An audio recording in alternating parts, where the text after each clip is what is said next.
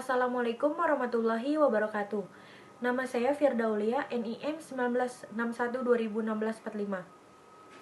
Mata kuliah Manajemen Strategi yang diampu oleh Ibu Meta Dwi SE Magister Manajemen. Jadi di video kali ini saya akan melengkapi tugas di mata kuliah Manajemen Strategi.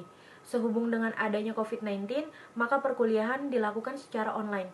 Dan tugas kali ini saya akan mereview materi yang telah diberikan oleh Ibu Meta Dwi SE Magister Manajemen.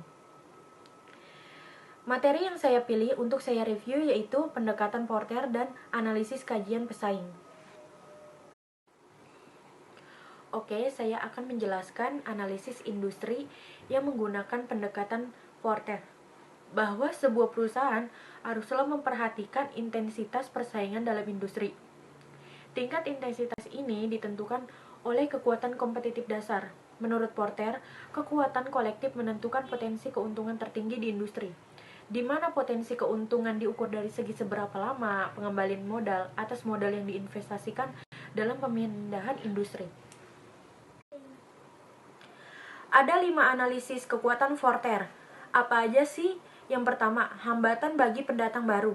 Kekuatan ini menentukan seberapa mudahnya atau sulitnya untuk masuk ke industri tertentu. Jika industri tersebut bisa mendapatkan profit yang tinggi dengan sedikit hambatan, maka pesaing akan segera bermunculan. Semakin banyak perusahaan saingan yang bersaing pada pasar yang sama, maka profit atau laba akan semakin menurun. Sebaliknya, semakin tinggi hambatan masuk bagi pendatang baru, maka posisi perusahaan kita yang bergerak di industri tersebut akan semakin diuntungkan.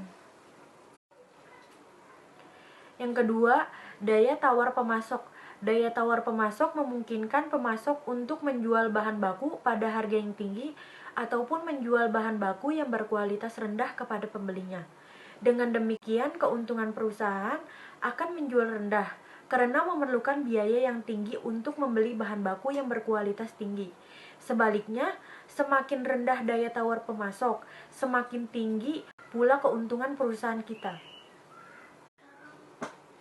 Yang ketiga, daya tawar pembeli. Kekuatan ini menilai daya tawar atau kekuatan penawaran dari pembeli atau konsumen.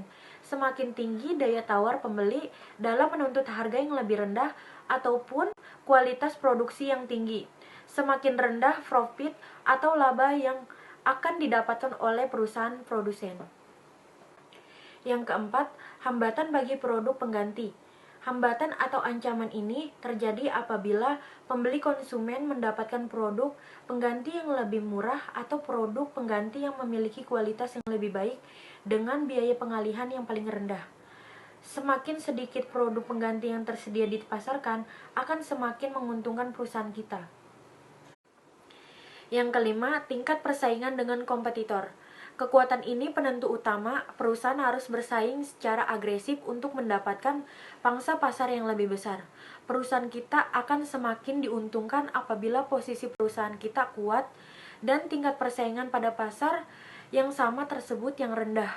Persaingan semakin ketat akan terjadi apabila banyak pesaing yang merebut pangsa pasar yang sama. Loyalitas pelanggan yang rendah, produk dapat dengan cepat digantikan, dan banyak kompetitor yang menentukan kemampuan yang sama dalam menghadapi persaingan. Oke, saya akan menjelaskan analisis pesaing. Apa sih yang dimaksud dengan analisis pesaing? Analisis pesaing adalah bidang analisa strategis yang spesialisnya dalam pengumpulan dan analisis informasi tentang perusahaan pesaing.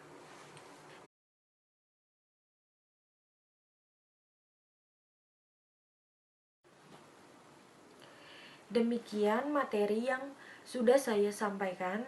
Apabila ada kekurangan dan kesalahan kata, saya mohon maaf. Wassalamualaikum warahmatullahi wabarakatuh.